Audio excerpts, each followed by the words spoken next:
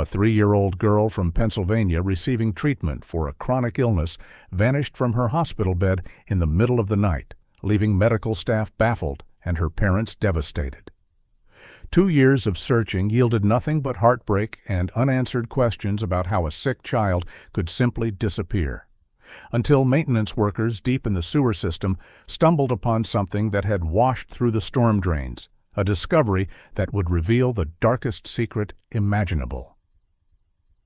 Nathan Hartley stared at the spreadsheet on his laptop screen, the numbers blurring together as he tried to focus on the quarterly budget report. The house felt too quiet this Tuesday morning, the kind of silence that had settled into every corner since Meera vanished 2 years ago. He took another sip of lukewarm coffee and forced himself to concentrate on the columns of data. The sharp ring of his cell phone made him jump, coffee sloshing dangerously close to the keyboard's edge. The number on the display wasn't familiar, a local Pennsylvania area code, but not one he recognized. For a moment, he considered letting it go to voicemail. These days, most unexpected calls were either telemarketers or well-meaning acquaintances who'd heard about Meera and wanted to express their sympathy years too late. But something made him answer. Nathan Hartley. Mr. Hartley, this is Detective Patricia Walsh with the Pittsburgh Police Department.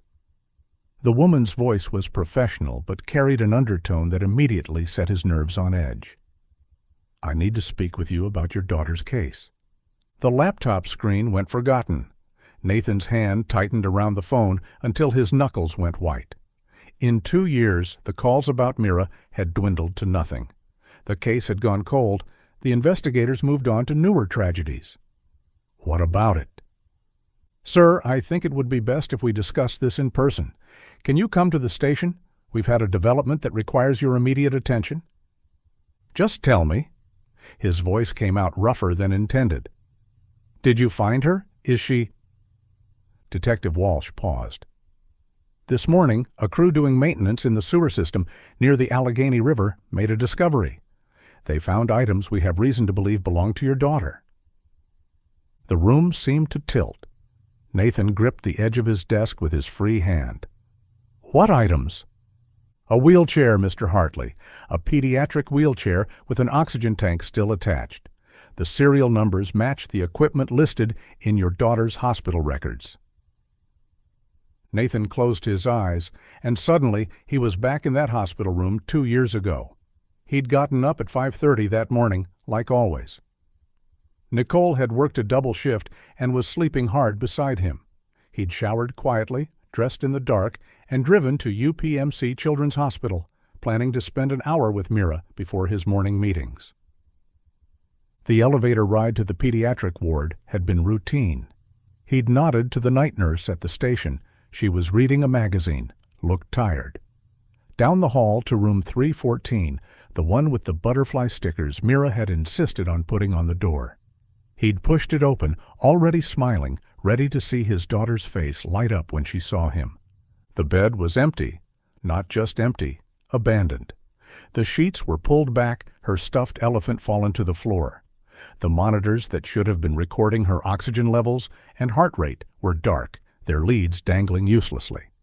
Her wheelchair, the blue one she'd decorated with superhero stickers, was gone. For a moment, he'd stood frozen in the doorway, his mind refusing to process what he was seeing. Maybe they'd taken her for tests. Maybe she was in the bathroom with a nurse. Maybe.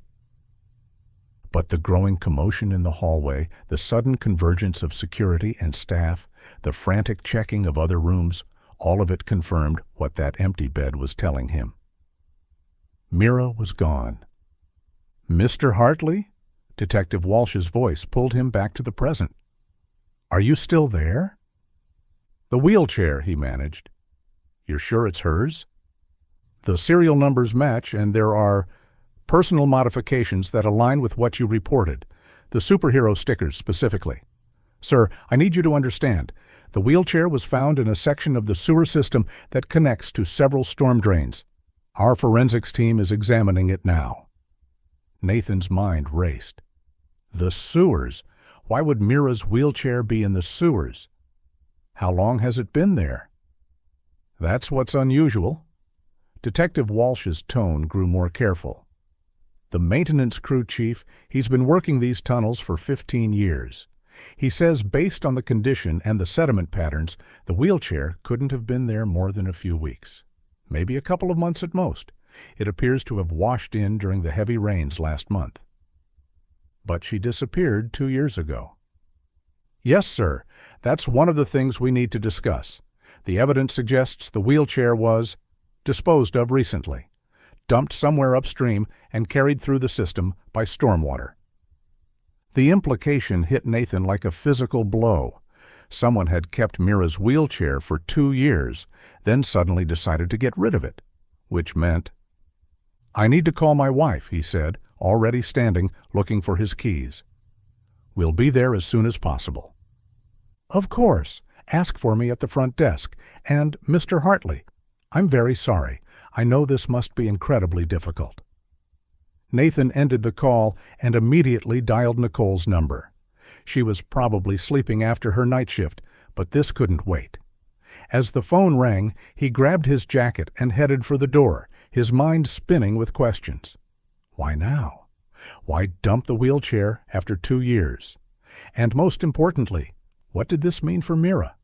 Was his daughter still alive somewhere? Or was someone finally cleaning up loose ends? Nicole answered on the 5th ring, her voice thick with sleep. "Nathan, what's wrong?" "They found Meera's wheelchair in the sewer system.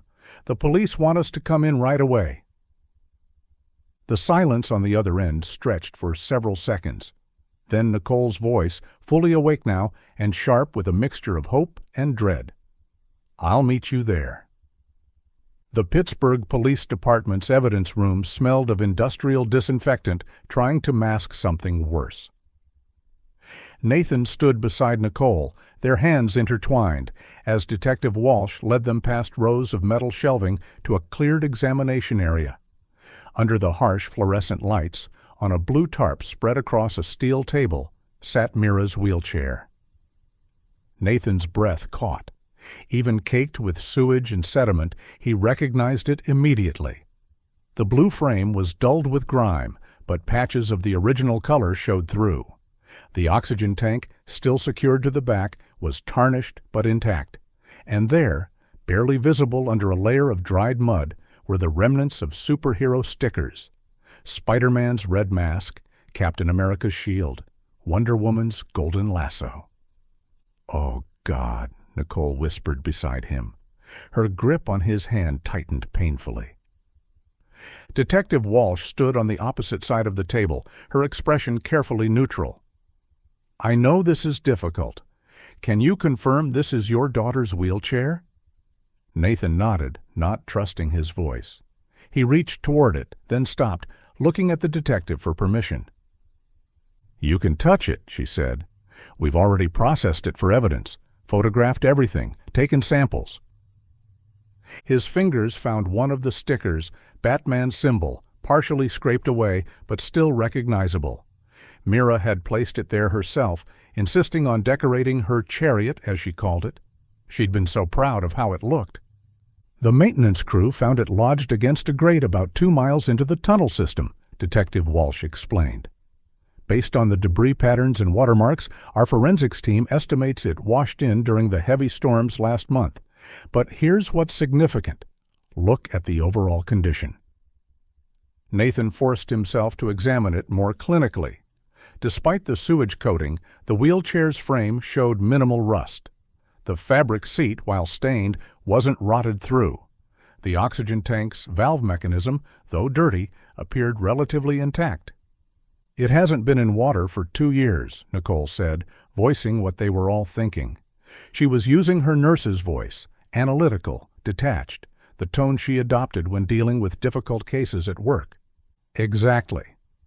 Detective Walsh pulled out a tablet, showing them photos from the sewer. "If this had been in the system since your daughter's disappearance, we'd expect to see significant deterioration. The metal would be severely corroded. The fabric would be gone. Instead, what we're looking at is equipment that's been stored somewhere dry for an extended period, then recently discarded." "Someone kept it," Nathan said. The words felt heavy in his mouth.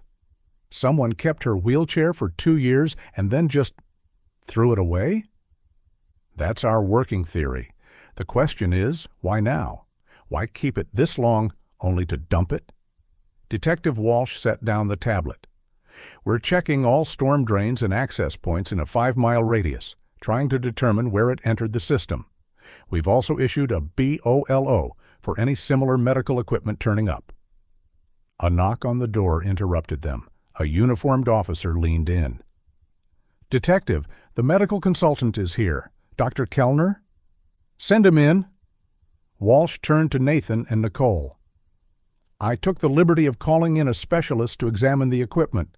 Dr. Kelner was your daughter's pulmonologist at Children's Hospital. He's agreed to help us understand if the oxygen tank was used recently. Check for any modifications that might tell us more. Nathan remembered Dr. Kelner, a quiet, professional man who'd always taken time to explain Meera's treatment in terms they could understand. He'd been one of the few bright spots during those long hospital months. The door opened again, and Dr. Kelner entered. He looked much as Nathan remembered, mid-40s, graying hair neatly trimmed, wearing a conservative gray suit rather than hospital scrubs. His eyes went first to the wheelchair, then to Nathan and Nicole. Mr. and Mrs. Hartley, he said softly. I'm so sorry you're going through this. When Detective Walsh called, I came immediately. Thank you for coming, Nicole said. We appreciate it. Dr. Kelner moved to the table, pulling on latex gloves with practiced efficiency. He examined the oxygen tank carefully, checking the gauge, the regulator, the connection points. This is definitely hospital-grade equipment, the model we used for Meera. He paused, running his fingers along the valve. The seal's been broken recently, within the last few months, I'd estimate. If this had been sealed for 2 years, we'd see different oxidation patterns around the threading. So it was used? Detective Walsh asked, taking notes. Recently used, yes. The pressure gauge shows it's nearly empty. That suggests active use, not long-term storage. He looked up at Nathan and Nicole. I'm sorry, I know this raises more questions than it answers. Nathan stared at the wheelchair, his mind reeling. Someone had taken his daughter, kept her somewhere for 2 years, used her medical equipment, and now, for some reason, they were getting rid of evidence.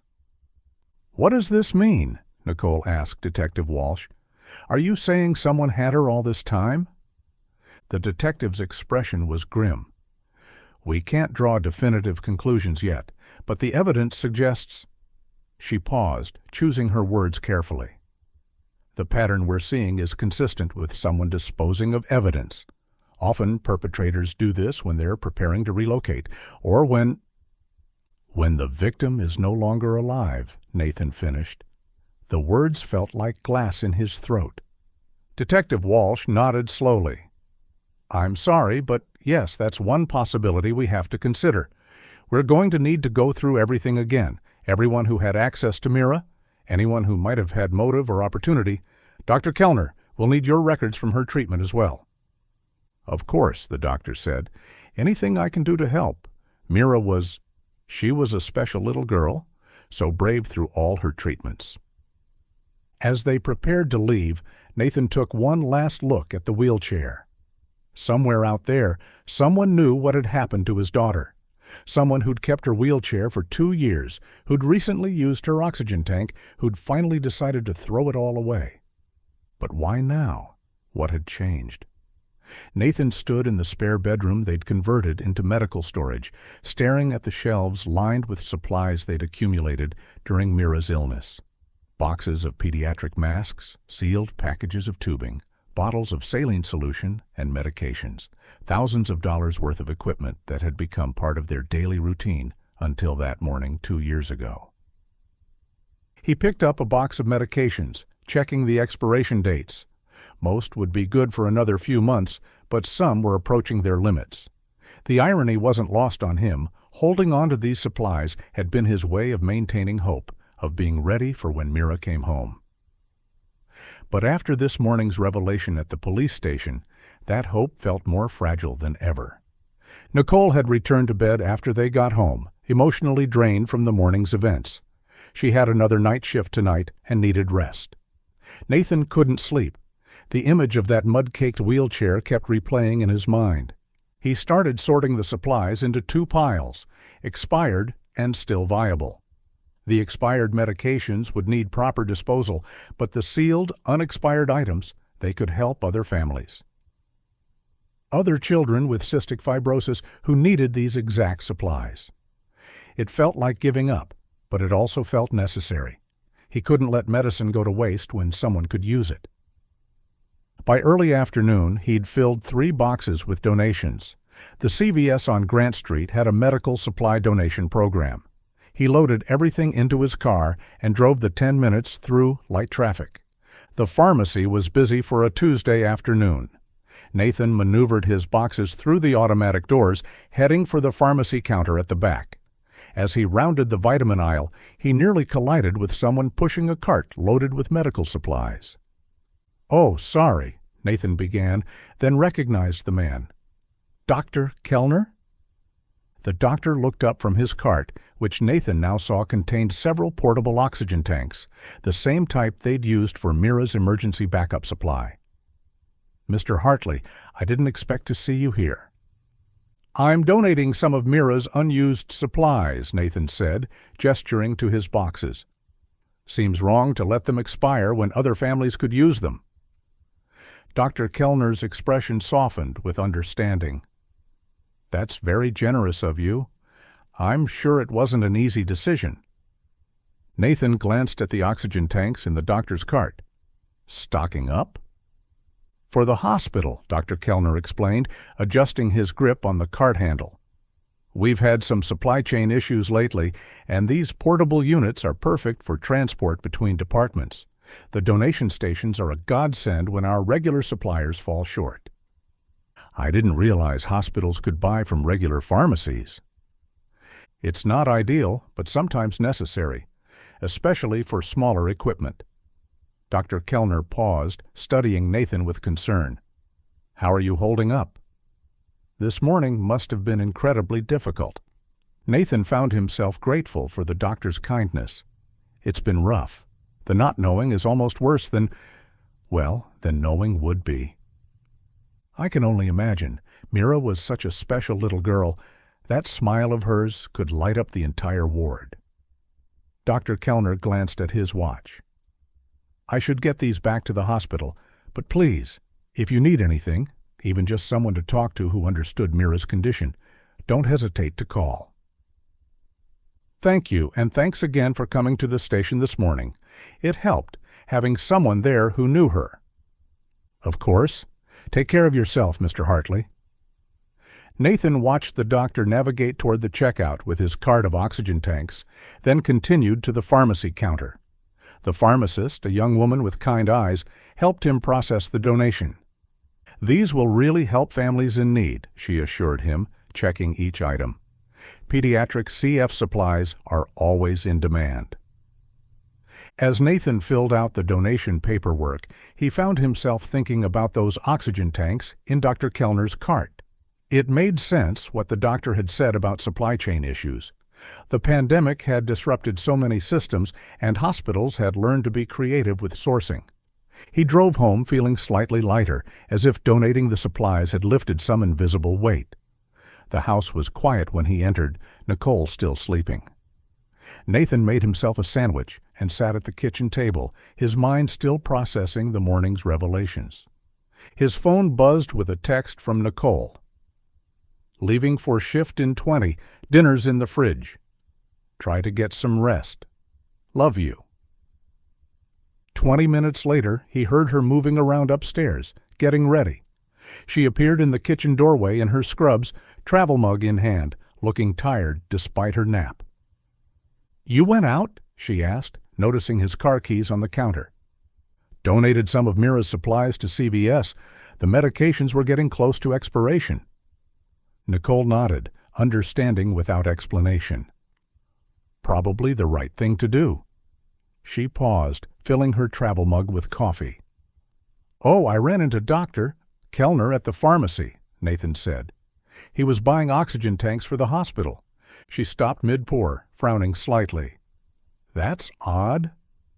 What is? Hospitals have strict procurement protocols. Everything medical goes through certified suppliers with proper documentation. Liability issues, quality control, chain of custody for insurance. She shrugged, resuming pouring. Maybe they had some kind of emergency shortage. Though usually they'd send a resident or medical assistant for something like that, not an attending physician. Nathan thought back to the encounter. Dr. Kelner had seemed perfectly normal, maybe a little harried. He mentioned supply chain problems. Could be. The whole system's been weird since COVID. She grabbed her bag, kissed him goodbye. Don't wait up. It's going to be a long one. 2 nurses called in sick. After she left, Nathan found himself alone with his thoughts again. The house felt too empty, too quiet. He tried watching television but couldn't concentrate. His mind kept circling back to that wheelchair, to the evidence room, to Detective Walsh's grim expression when she talked about perpetrators disposing of evidence. Somewhere out there, someone knew what had happened to his daughter. Someone who'd kept her wheelchair for 2 years. Someone who'd recently decided it was time to get rid of it. But why now? What had changed? Nathan couldn't shake the restlessness. The house felt oppressive in its silence, every room holding memories of Meera. He found himself in his home office, staring at the filing cabinet where they'd kept copies of everything from the investigation. Police reports, witness statements, hospital records. 2 years' worth of searching compressed into manila folders. He pulled out the file marked Staff Interviews, UPMC, and spread the papers across his desk. He'd read these dozens of times in those first months, looking for anything the police might have missed. Security guards, nurses, orderlies, doctors, everyone who'd been working that night had been questioned. There it was, halfway through the stack, Dr. Kelner's interview. Nathan read through it again, though he practically had it memorized. The doctor had left the hospital at 6 p.m. the evening before Meera disappeared, hadn't returned until his regular shift at 7 a.m. His keycard records confirmed it. He'd been home all night, though living alone meant no one could verify that. The detective's notes indicated no suspicion. Dr. Kelner was a respected physician with an impeccable record. Nathan set the paper aside and opened his laptop. Something Nicole had said kept nagging at him. Why would a senior attending physician be buying oxygen tanks at CVS? It seemed beneath his pay grade somehow, like asking the CEO to pick up office supplies. He typed Dr. Martin Kelner, UPMC, into Google. The first results were standard, hospital bio page, a few research papers on pediatric pulmonology, patient reviews. All positive. Families praising his bedside manner, his dedication to their children. Nathan refined his search. Dr. Martin Kelner, hospital history. The results shifted, a LinkedIn profile showing his employment history. Nathan clicked through, studying the timeline. UPMC Children's for the past 3 years. Before that, Cincinnati Children's for 2 years. Before that, Children's Hospital of Philadelphia for 3 years. And before that, Nathan frowned. 4 hospitals in 10 years? That seemed like a lot of movement for a specialized physician. Doctors usually established themselves at one institution, built their practice, their reputation. Why keep moving? He opened a new tab and searched Dr. Martin Kelner, Cincinnati Children's Hospital. Buried on the 3rd page of results, he found it.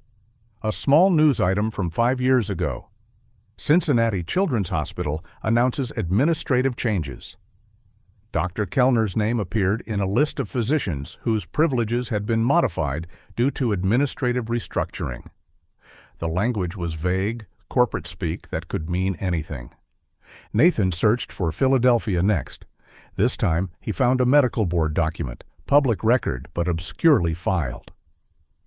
Dr. Kelner's privileges at CHOP had been suspended for 6 months due to failure to comply with institutional documentation requirements. Again, frustratingly vague. He kept digging. Riley Hospital for Children in Indianapolis, another administrative departure 7 years ago. Johns Hopkins Children's Center, privileges suspended for protocol violations that were never specified. A pattern. 4 hospitals, 4 administrative issues, never anything specific enough to impact his medical license, but enough to make him move on. Nathan felt a cold knot forming in his stomach. Nicole's words echoed, "Hospitals have strict procurement protocols." What if those documentation requirements and protocol violations had something to do with medical supplies? What if Dr. Kelner had a history of improperly obtaining equipment? Nathan found the UPMC directory online and located Dr. Kelner's office number. It was past 6 now. The administrative staff would be gone, but doctors often worked late. He hesitated, phone in hand. What was he going to say? "Hi, I noticed you've been suspended from multiple hospitals, and I'm wondering if you kidnapped my daughter?" But the image of those oxygen tanks in the pharmacy cart wouldn't leave him alone. Before he could talk himself out of it, he dialed. The phone rang 4 times. Nathan was about to hang up when a familiar voice answered. "Dr. Kelner speaking." "Dr. Kelner, it's Nathan Hartley. I'm sorry to call so late." "Mr. Hartley?" The doctor sounded surprised, but not displeased. "Not at all. How can I help you?" Nathan's mouth went dry. He hadn't planned what to say. I was going through Meera's files, the investigation files, just trying to make sense of everything after this morning." "Of course, that's completely understandable. Finding the wheelchair must have brought everything back." "Your interview is in here, from 2 years ago." A pause. When Dr. Kelner spoke again, his tone had shifted slightly. "Yes, I remember. The police were very thorough. They interviewed everyone." "You were working that night, the night she disappeared." "No, actually, I'd left at 6. My shift ended." The warmth was draining from his voice. "Mr. Hartley, why are you asking about this?" Nathan pushed forward. "I've been looking at your employment history. You've moved around a lot. 4 hospitals in 10 years. The silence stretched so long, Nathan wondered if the call had dropped. Then, "I'm not sure what you're implying." "I'm not implying anything. I'm just trying to understand." "Understand what exactly?" Dr. Kelner's voice had gone cold. "The police investigated thoroughly 2 years ago. I cooperated completely. My whereabouts were verified. Are you suggesting they missed something?" "Those oxygen tanks at the pharmacy are for the hospital, as I explained." Each word was clipped, precise. "Mr. Hartley, I understand you're grieving. I understand you're desperate for answers, but these questions, what exactly are you accusing me of?" "I'm not accusing—" "Because it sounds like you are. It sounds like you're questioning my integrity based on—" "What? A routine supply run? Career moves that are perfectly normal in modern medicine?" Nathan's hand was shaking. The controlled anger in Dr. Kelner's voice was more unsettling than shouting would have been. "I just want to know what happened to my daughter." "What happened to your daughter is a tragedy, but I've told the police everything I know. Everything, 2 years ago. If you have new questions, perhaps you should direct them to Detective Walsh instead of harassing me at my office." "I'm not harassing—" "Aren't you? Calling me after hours, questioning my employment history, implying— God knows what you're implying." "I tried to help this morning. I came to the station out of respect for Meera's memory. And this is how you repay that kindness?" The line went dead. Dr. Kelner had hung up. Nathan sat staring at his phone, heart racing. The doctor's reaction had been so defensive, so immediate. Nothing about the conversation felt right. A truly innocent person would have been confused, maybe hurt, but not that cold fury, not that controlled anger. He looked back at his laptop screen at the trail of administrative issues across 5 hospitals, at his notes about the oxygen tanks, at the police interview where Dr. Kelner claimed to be home alone all night. His hands were still shaking as he picked up his phone again. He should call Detective Walsh, report the conversation, share what he'd found about the hospital history. But what if he was wrong? What if grief was making him paranoid, seeing patterns that weren't there? Nathan set the phone down. He needed to think, needed to be sure before he accused a respected physician of what? Buying oxygen tanks? Having a spotty employment history? But he couldn't shake the sound of Dr. Kelner's voice. That cold anger, that immediate defensiveness. Something was wrong. He was sure of it now. The question was, what was he going to do about it? Nathan paced his living room, debating whether to call Detective Walsh. The laptop remained open on the coffee table, Doctor. Kelner's employment history still displayed on the screen. He'd spent the last hour second-guessing himself. Maybe the doctor's anger was justified. Maybe Nathan was grasping at straws, seeing conspiracies where there were only coincidences. His phone buzzed, a text from Nicole. "Crazy busy here. 2 more nurses just called out. Might be later than expected. Don't wait up. Love you." He typed back, "Be safe. Love you too." Nathan was walking to the kitchen when headlights swept across the front windows. A car pulling into their driveway. He glanced at the clock, 7:48 p.m. They weren't expecting anyone. Through the peephole, he saw a familiar figure approaching the front door. Dr. Kelner, still in his gray suit from the pharmacy, though now disheveled. His movements seemed agitated, jerky. He kept glancing over his shoulder as he climbed the porch steps. Nathan's pulse quickened. Why was he here? How did he even know their address? The doorbell rang. Nathan didn't move. Maybe if he stayed quiet, the doctor would leave. "Mr. Hartley?" Dr. Kelner's voice carried through the door. "I know you're home. Your car's in the driveway. We need to talk about our phone conversation." Nathan remained frozen. Something about the doctor's tone, the way he'd said, "need to talk," set off every alarm in his head. "Please, Mr. Hartley, I want to apologize for hanging up. I was upset, but that's no excuse. Can we discuss this like civilized people?" The reasonable words didn't match the tension Nathan could hear underneath them. He backed away from the door, reaching for his cell phone. "I can see your shadow under the door, Nathan." The use of his first name felt wrong, too familiar. "Open the door. We need to clear this up before you do something we'll both regret." Nathan's thumb hovered over Detective Walsh's number in his contacts. But before he could dial, he heard something that made his blood run cold, the distinctive click of the doorknob turning. He'd forgotten to lock it after bringing in the mail earlier. The door swung open, and Dr. Kelner stepped inside, closing it behind him with deliberate care.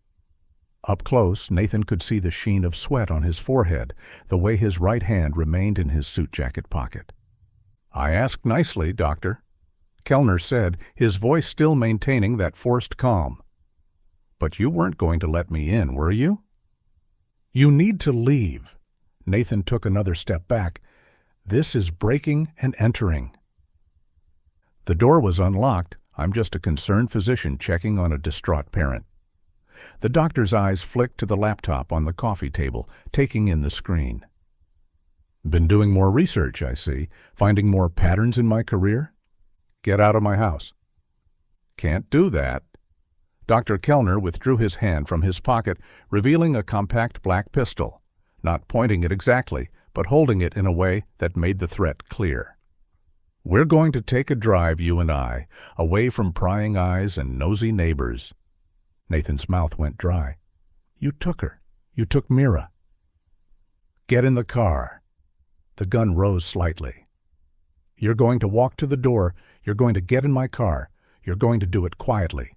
If you shout, if you run, if you do anything stupid, I'll have to hurt you.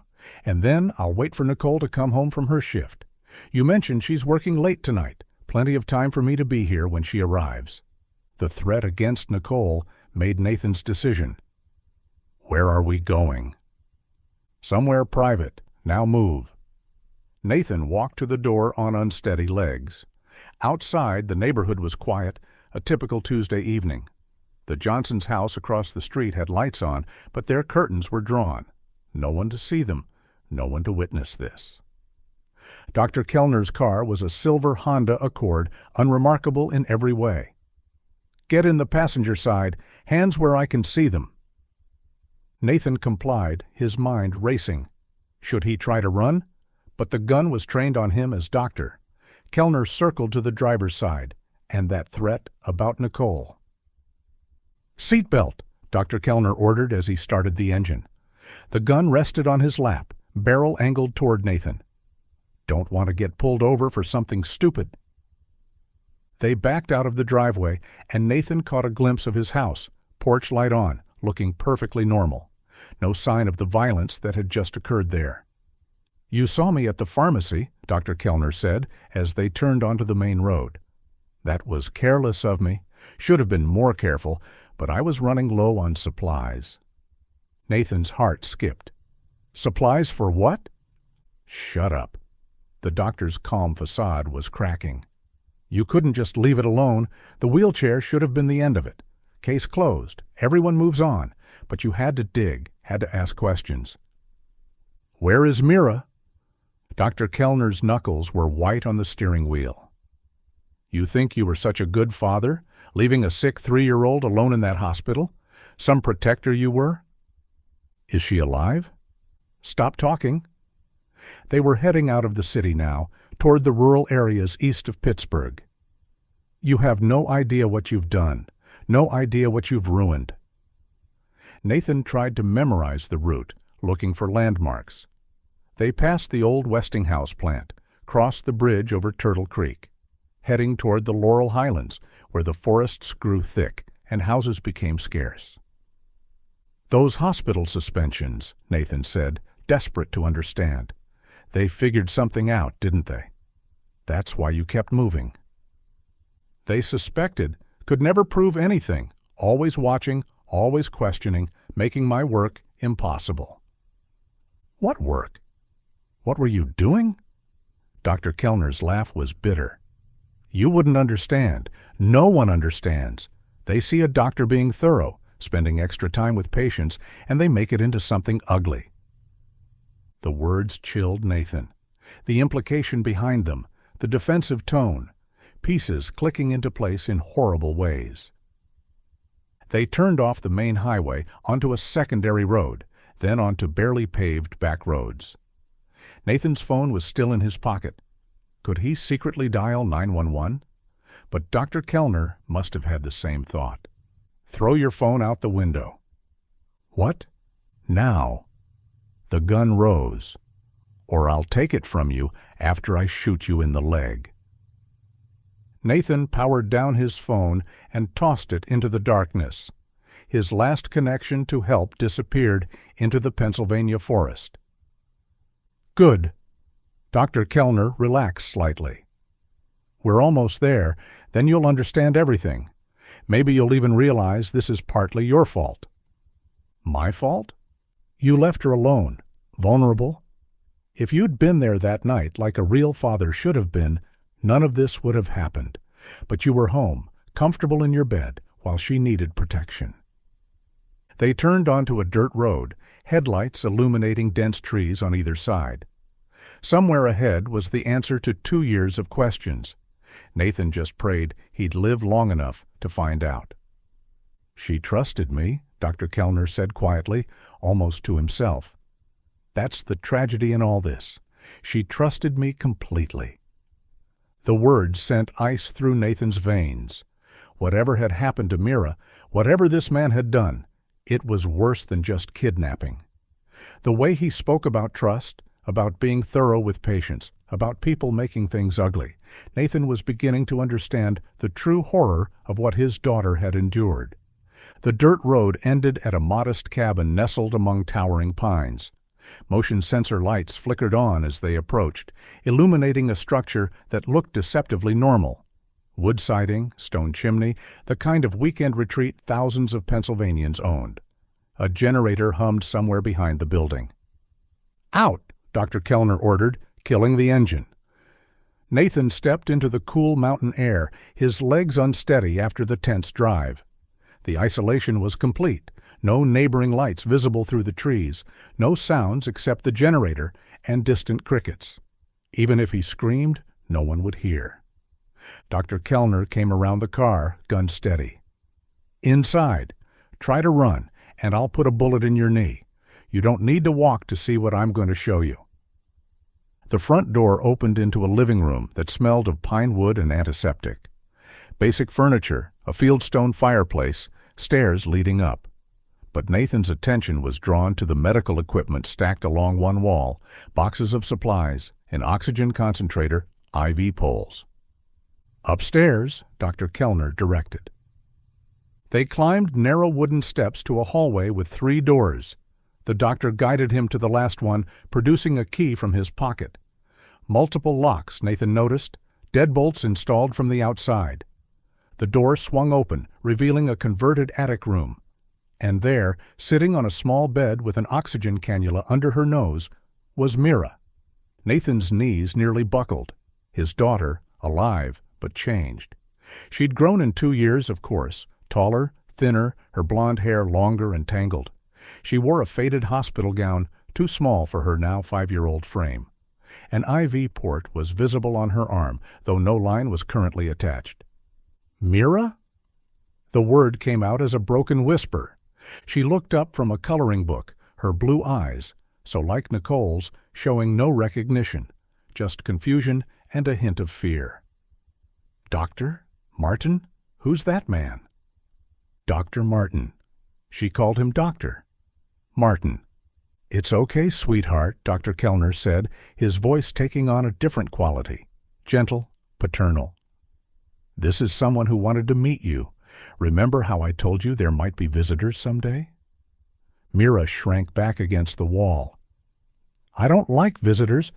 You said visitors might try to take me away. You said they're bad people who don't understand." Nathan started forward instinctively, but the gun barrel pressing into his ribs stopped him. "That's my daughter, you sick—" "Your daughter?"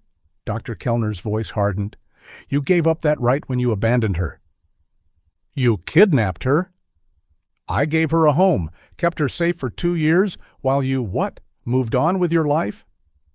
Nathan looked around the room properly now, taking in the details. Medical equipment filled one corner, the oxygen concentrator he'd heard running, boxes of medications, the portable tanks like the ones from the pharmacy. A small dresser held children's clothes. Drawings covered the walls, all signed Meera in a child scrawl. Pictures of a house, trees, birds, and over, a figure labeled Doctor. Martin with a smiling face. No pictures of parents, no drawings of Mommy or Daddy. "What did you tell her?" Nathan's voice was hollow.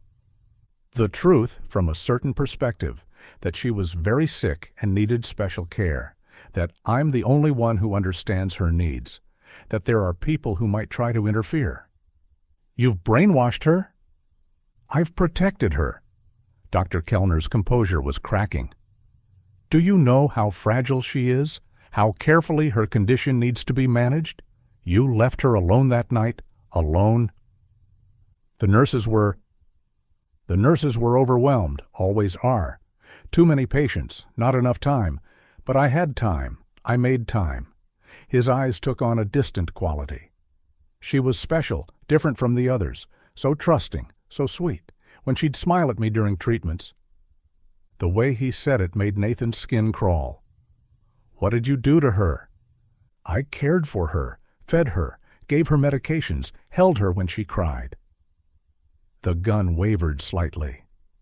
"She needed me, still needs me." "Meera," Nathan tried again, his voice gentle. "Sweetheart, it's Daddy. Don't you remember me?" The little girl tilted her head, studying him.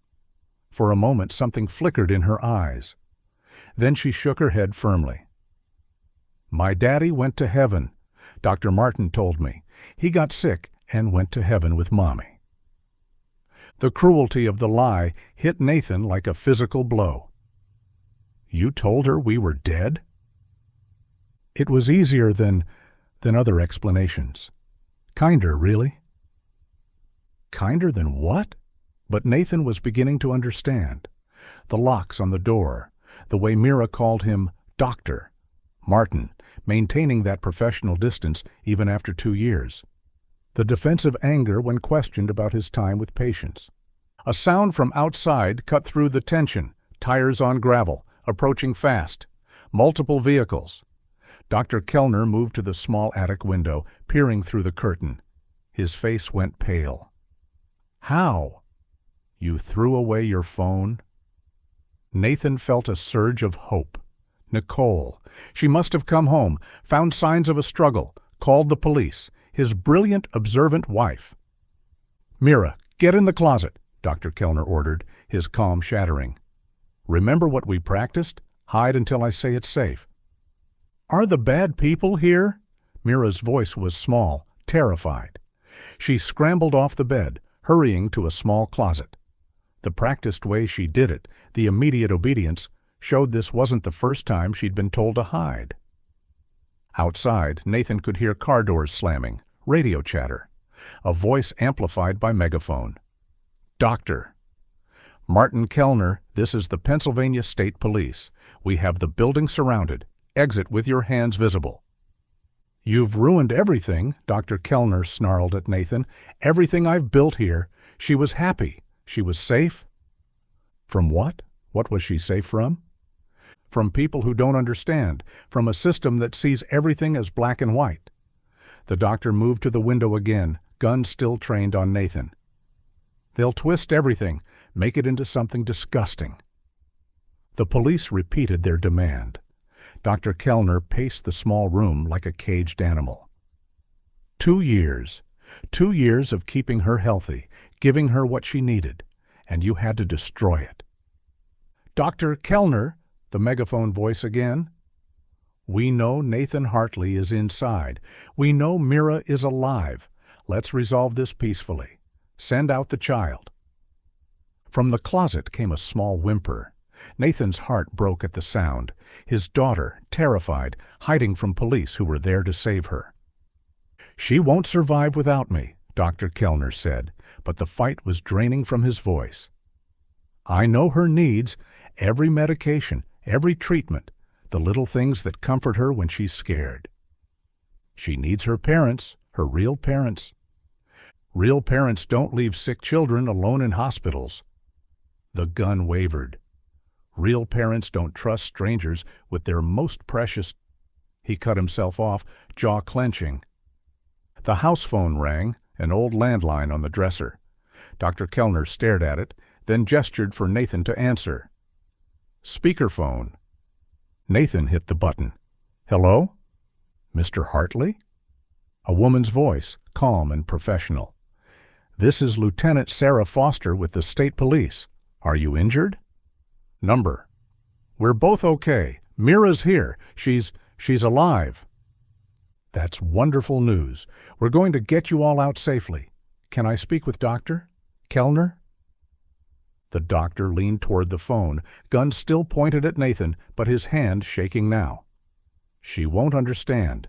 2 years of routine, of trust. You'll destroy all of it. Doctor, we have pediatric specialists standing by. They'll ensure Meera receives the best care. You've kept her alive this long. Help us continue that care properly. Properly? His voice cracked with bitter laughter. You have no idea what proper care means. The time it takes, the patience, the special bond required. We understand you care about her, Doctor. Show that care now by letting her get help. Dr. Kelner's face crumpled. The gun lowered slowly. She calls me Daddy sometimes, when she's scared, when she needs comfort. Did he tell you that? Come outside, Doctor. Let Meera be reunited with her family. Family? The word came out like poison. They don't deserve her. They never did. But the gun clattered to the floor. Dr. Kelner walked to the closet, kneeling beside it. Meera, the people outside are going to take you to a hospital, a new hospital. I don't want to go. Her voice was muffled, scared. I want to stay with you. You promised we'd always be together. I know, sweetheart, but sometimes Sometimes things change." His voice broke. "You're going to be okay. You're such a brave girl. My brave girl." He stood, hands raised, and walked toward the door. At the threshold he paused, looking back at Nathan with undisguised hatred. "You have no idea what you've taken from her, from both of us." Then he was gone, heavy footsteps on the stairs. Nathan heard the front door open, multiple voices shouting commands. Through the window he could see Dr. Kelner on his knees in the dirt, officers surrounding him. "Meera?" Nathan approached the closet slowly. "It's okay now. You can come out." The door opened a crack. One blue eye peered out at him, filled with tears and confusion. "Are you really my daddy? Dr. Martin said you went to heaven." Nathan knelt beside the closet, his own tears flowing freely. "I'm really your daddy, and I've been looking for you for such a long time." "But Dr. Martin said, he said—" Her small voice trembled. "He said he's the only one who loves me right, that other people would hurt me." The words were a knife to Nathan's heart. Whatever Dr. Kelner had done to his daughter, the psychological chains were as strong as any physical locks. But she was alive. After 2 years of not knowing, she was alive. "No one's going to hurt you," Nathan promised. "We're going to take care of you. Your real mommy and daddy." Police officers appeared in the doorway, moving carefully, speaking in soft voices. One female officer approached slowly. "Hi, Meera. I'm Officer Jamie. We're going to take you to see some nice doctors who will make sure you're feeling okay. Would that be all right?" Meera looked between Nathan and the officer, her 5-year-old face etched with confusion and fear. "Is Dr. Martin coming too?" "Doctor!" "Martin needs to go somewhere else right now," Officer Jamie said gently. "But you'll be safe. I promise." As they coaxed Meera from the closet, Nathan noticed how she kept looking toward the window, searching for the man who'd held her captive for 2 years. The man she still trusted more than anyone else in the world. Whatever Dr. Kelner had done to gain that trust, Nathan was certain it was worse than just kidnapping. The truth would come out eventually. But for now, his daughter was alive, and that had to be enough. The pediatric ICU at UPMC Children's Hospital felt both familiar and foreign to Nathan. Same antiseptic smell, same beeping monitors, but now it was Meera in the bed, not him visiting her. She lay still, sedated lightly to manage her anxiety, oxygen flowing through the cannula. Her small hand rested in his, though she'd pulled away when she was awake. Nicole sat on the other side of the bed, her eyes red from crying. She'd arrived at the hospital shortly after the ambulance, having been the one to alert police when she'd come home to find Nathan's laptop open to Dr. Kellner's employment history and signs of a struggle. The front door ajar, Nathan's car still in the driveway. Detective Walsh had acted quickly once Nicole identified Dr. Kelner as the likely suspect. A property record search revealed he owned a cabin in the Laurel Highlands, listed as a secondary address in his hospital employment file. State troopers familiar with the area knew the remote location. They'd coordinated with local units who'd hiked the area before, racing against time to reach the isolated property before it was too late. Detective Walsh entered quietly, a folder in her hand. "How is she?" "Stable," Nicole answered, her nurse's training keeping her voice clinical. "Her lung function has deteriorated. The pulmonologist thinks it's from inconsistent treatment. Sometimes he gave her proper medication. Other times he missed doses or gave incorrect amounts." "I have Dr. Kellner's confession," Detective Walsh said, pulling up a chair. "He's been in interrogation for 3 hours. You need to know the truth, but it's difficult." Nathan nodded, steeling himself. Dr. Kelner admitted to inappropriate contact with Meera during her hospital stay 2 years ago. It started gradually. He spent extra time with her, gained her trust and yours. He told her the touching was part of special treatments to make her better. She was 3. She believed him. Nathan felt nauseous. Nicole's hand found his across Meera's bed. It went on for months, Detective Walsh continued, her voice professional but tinged with disgust. He said Meera was starting to resist, asking why other doctors didn't do the same special treatments. She'd mentioned wanting to tell Mommy about the games that felt weird. He panicked. "So he took her," Nicole whispered. "The night she disappeared, he used his keycard to re-enter through a service entrance. The cameras there had been broken for weeks. He knew because he'd been the one to damage them, making it look like wear and tear. He gave Meera a sedative, told her they were going somewhere special to get better. Wheeled her right out through the loading dock." Nathan's hands clenched, all those nights wondering what had happened, and the truth was worse than any nightmare he'd imagined. At the cabin, he continued the abuse, told her that her parents had died, that he was the only one who could take care of her now. Classic grooming behavior, isolation, dependency, normalized abuse disguised as care or love. "The wheelchair," Nicole asked, her voice shaking. "Why dump it now?" His colleagues at UPMC were getting suspicious, not about Meera, about missing supplies. He'd been stealing medications and equipment for 2 years to treat her. HR was building a case. He knew it was time to run but couldn't take identifiable equipment. He planned to relocate with her, start fresh somewhere else. Detective Walsh turned a page. Given his employment history, the pattern of administrative issues at multiple hospitals, we suspect there may have been other victims over the years. Children who were too young or too scared to report inappropriate conduct during examinations. We'll be reaching out to his former hospitals, but these cases, they often go unreported. Nathan closed his eyes. More victims. "What else did he say?" Nicole asked. "About what he was planning?" Detective Walsh consulted her notes.